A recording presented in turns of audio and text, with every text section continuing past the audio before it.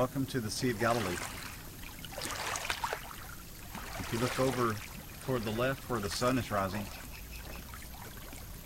you're very close to where Jesus had his ministry in Capernaum, about a mile and a half up the shore. To the left of the rising sun, you see a little hill, and that's part of the Mount of Beatitudes where Jesus would have given the Sermon on the Mount.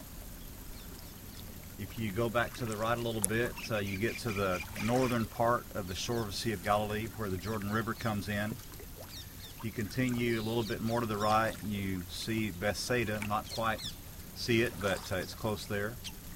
Keep on going to the right, and it's the Golan Heights on the eastern shore of the Sea of Galilee. And as you continue to pan around, you see just the typical morning on the sea. In the distance, some boats. If you look a little bit more to the right, you're looking straight south down the Sea of Galilee, about 12 miles long and about 7 miles wide. Then you continue to the right and you're seeing the western shore of the Sea of Galilee. If the Sea of Galilee is a clock, you're looking at about maybe 9 or 10 o'clock on the clock over on the western shore there.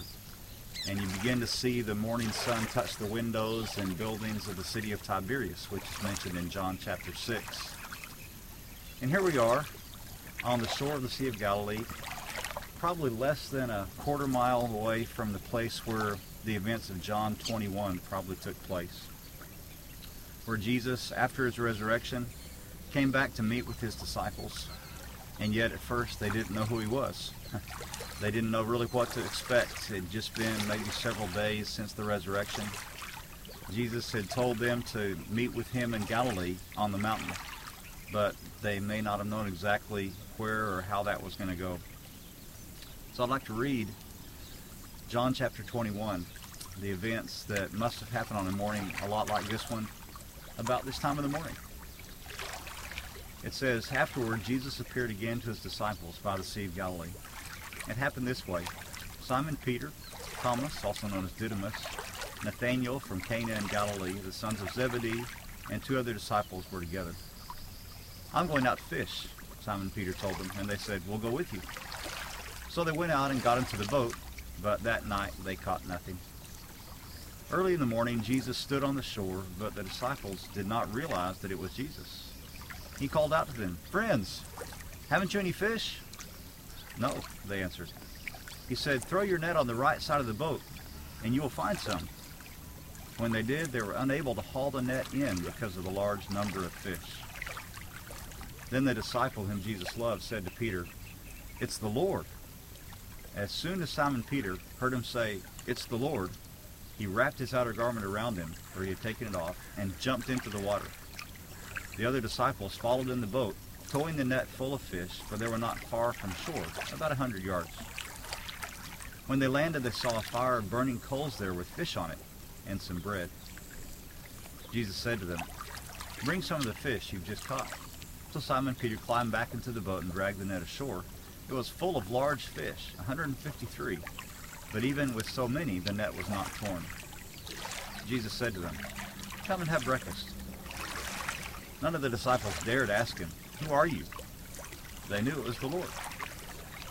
Jesus came, took the bread and gave it to them, and did the same with the fish. This was now the 3rd time Jesus appeared to his disciples after he was raised from the dead. When they had finished eating, Jesus said to Simon Peter, 'Simon, son of John, do you love me more than these?'